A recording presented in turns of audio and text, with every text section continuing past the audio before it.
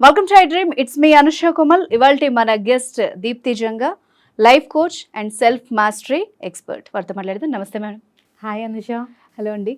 So ఈ modern సొసైటీలో అసలు వైఫ్ అండ్ హస్బెండ్ రిలేషన్షిప్ ఎలా ఉంది? వైఫ్ అండ్ హస్బెండ్ రిలేషన్షిప్ కొత్తగా మ్యారేజ్ అయిన తర్వాత వాళ్ళకు ఒక పిల్లోడో పుట్టిన తర్వాత కూడా ఎస్పెషల్లీ వాళ్ళకి పీస్ ఆఫ్ మైండ్ ఉండటం లేదు. ఈ ఎవరైతే పెళ్లి చేశారో పేరెంట్స్ వాళ్ళకు కూడా లాస్ట్ మినిట్ వరకు కూడా వాళ్ళు ఒక 10 ఏళ్ళలో 12 ఏళ్ళలో అయిపోయిన తర్వాత కూడా పీస్ఫుల్గా అనేది ఉండట్లేదు. ఓకే, ఎందుకు అనేది రీజన్ మనం కనుక చూసుకుంటే ఎక్కువ మిస్అండర్స్టాండింగ్స్ ఎక్కువైపోతున్నాయి అనుష వైఫ్ అండ్ హస్బెండ్ మధ్యలో. అండ్ అలాగే సొసైటల్ ప్రెషరు, ఫ్యామిలీ ప్రెషరు ఈ కపుల్ మీద ఎక్కువగా ఉంటుంది.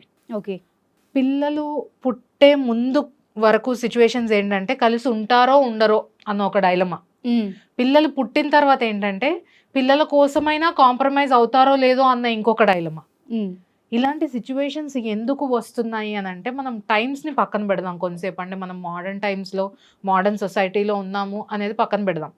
కానీ ఒక స్కేల్ తీసుకుంటే కనుక విడిపోవడము లేదా మ్యారేజ్లో ఎక్కువ టెన్షన్ అనేది పెరిగిపోతుంది. ముందులో ఏదన్నా ఉంటే 4 గోడల మధ్యలో ఉండాలి, ఫ్యామిలీ పరువు ప్రతిష్ట అనే కట్టుబాటు గురించైనా ఆలోచించే వాళ్ళేమో. కానీ ఇవాళ రేపు ఏమైపోతుందంటే నేను సేఫ్ అవునా కాదా అన్న ఒక డౌట్ వైఫ్ అండ్ హస్బెండ్ ఇద్దరి మధ్యలో కూడా స్టార్ట్ అవుతుంది. వీళ్ళు నన్ను ఎలా చూస్తున్నారు, నిరంతరం ప్రతి చిన్న విషయం కూడా భూతద్దంలో పెట్టి చూడడము. ఆ వెనకాల ఉన్న ఫ్యామిలీ మెంబర్స్ ఎవరైతే పెళ్లి చేస్తున్నారో వాళ్ళ ఈగో కొంచెం హర్ట్ అయినా గానీ అటు అమ్మాయి సైడ్ గానీ ఇటు అబ్బాయి సైడ్ గానీ మేమిద్దరము సమానము, మా ఇద్దరు పవర్, మా ఇద్దరు ఫ్యామిలీస్ లో ఎవరు పవర్ఫుల్. వైఫ్ అండ్ హస్బెండ్ మధ్యలో ఒక పవర్ స్ట్రగుల్ ఉంటుంది ఫస్ట్ 7 years. అంటే ఎవరి మాట చెల్లుతుంది, ఎవరు రిలేషన్షిప్ లో ఎక్కువ కంట్రోలింగ్ గా ఉంటారు అనేది ఒక 7 years లో మనకు తెలుస్తుంది. సో ఆ ఫస్ట్ 7 years జర్నీ కూడా ముందులో ఒకంత భయం అననివ్వండి, లేకపోతే పెద్దవాళ్ళ మీద ఉన్న గౌరవం అననివ్వండి, ఎంతో కొంత అడ్జస్ట్మెంట్ గానే అలాగే ఆ 4 గోడల మధ్యలోనే ఉండేది ఆ మ్యాటర్.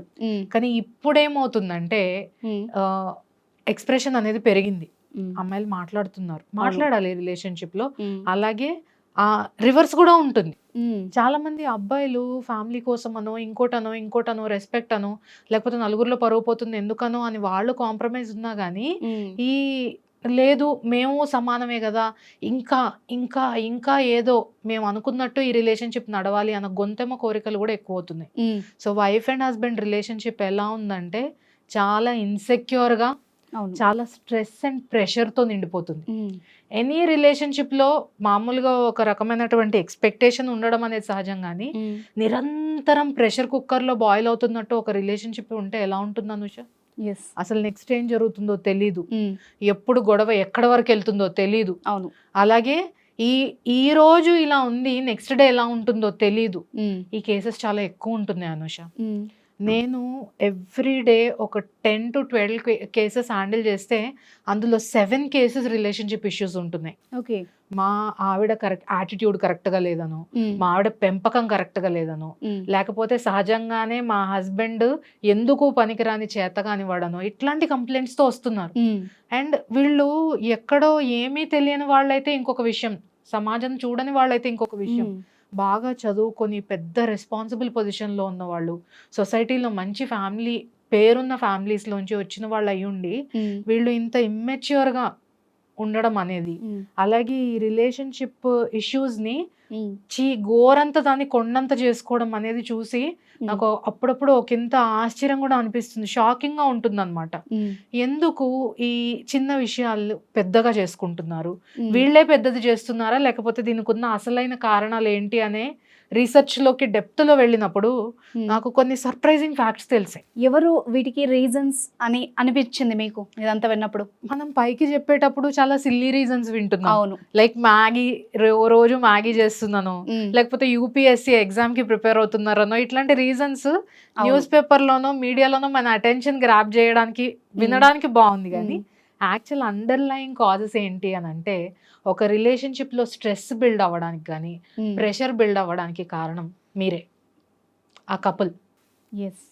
ఆ కపుల్ ఎమోషనల్గా, ఫిజికల్గా, మెంటల్గా వీక్గా ఉండడం వల్ల వాళ్ళ రిలేషన్షిప్ యొక్క గోల్ ఏంటి, మాకు ఈవెన్చువల్గా ఈ మ్యారేజ్ని మేము ఎటు తీసుకెళ్ళాలి అనే క్లారిటీ లేకపోవడం వల్ల ప్రతి చిన్న దానికి వాళ్ళు కూడా రియాక్ట్ అయిపోవడం. ఇప్పుడు మీరు కపుల్ అన్నారు కదా, అంటే ఇద్దరు విడివిడిగా కాదు, నా ఉద్దేశం అయితే కలిపి. రైట్.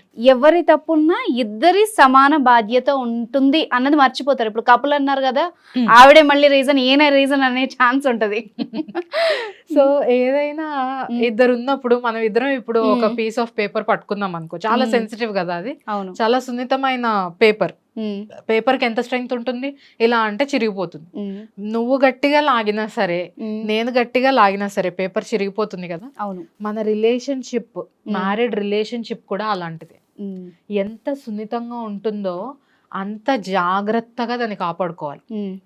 మనం ఎలాగైతే ఒక ప్లాంట్ని మనం ఎంతో ఇష్టంగా తెచ్చుకున్న ప్లాంట్నే దానికి నీళ్లు పోసామా లేదా, ఇవాళ మొలకొచ్చిందా లేదా అని దాన్ని అన్ని సార్లు చెక్ చేస్తాం కదా. అవును. మరి ఒక లైఫ్ లాంగ్ ఉండాల్సింది, అది 50 years కానివ్వు, 40 years కానివ్వు, మ్యారీడ్ లైఫ్ స్పాన్ అనేది, అది ఎన్నాళ్ళు అనేది పక్కకు పెడితే అన్ని ఇయర్స్ ఉండాల్సిన రిలేషన్షిప్, అంత ఇంపార్టెంట్ ఆస్పెక్ట్ని ప్రతి చిన్నదానికి రియాక్ట్ అయ్యే నేచర్ ఉంటే ఎలా హ్యాండిల్ చేస్తాం?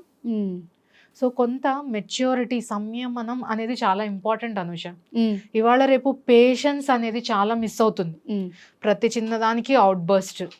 అమ్మాయి ఎంత సెన్సిటివ్గా ఉంటుందో అబ్బాయిలు కూడా అంతే సెన్సిటివ్ అయిపోతున్నారు. ముందులో ఎలా ఉండేదంటే, ఈ అమ్మాయి చిటికి మాటికి ఏడ్ చేసినా కానీ ఆ అబ్బాయి ఏంటంటే ఒకంత మెచ్యూర్డ్గా, ఒకంత గంభీరంగా ఉండడం వల్ల ఓకే తను ఏదో ధైర్యంగా ఉంటున్నాడు అని ఈ అమ్మాయికి ఒక స్ట్రెంగ్త్ వచ్చేది. బట్ ఇవాళ రేపు ఇద్దరు అలాగే ఉంటున్నారు. ఇద్దరు సెన్సిటివ్ గా ఉంటున్నారు, ప్రతిదానికి రియాక్ట్ అవుతున్నారు. అది ఘోరంతా దాన్ని ఎక్కడికి తీసుకెళ్ళిపోతున్నారో వీళ్ళకే తెలియట్లేదు.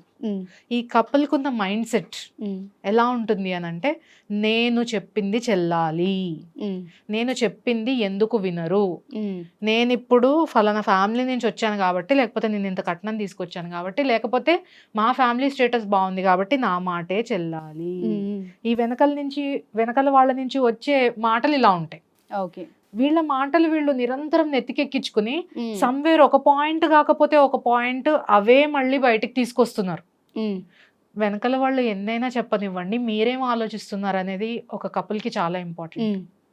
మీ కపుల్ గోల్స్లో ఉండాల్సిన మొదటి విషయము, అవతల వాళ్ళు ఎన్నన్నా దానికి నేను ఎంత ఇంపార్టెన్స్ ఇవ్వాలి, మా రిలేషన్షిప్ మాకెంత ఇంపార్టెంట్, ఈ ఆస్పెక్ట్ మీద గనక ఫోకస్ పెట్టగలిగితే ఈ సెన్సిటివ్ అండ్ ఒక లవ్లీ రిలేషన్షిప్ ఏదైతే ఉందో ఇందులో మిరకల్స్ సృష్టించవచ్చు.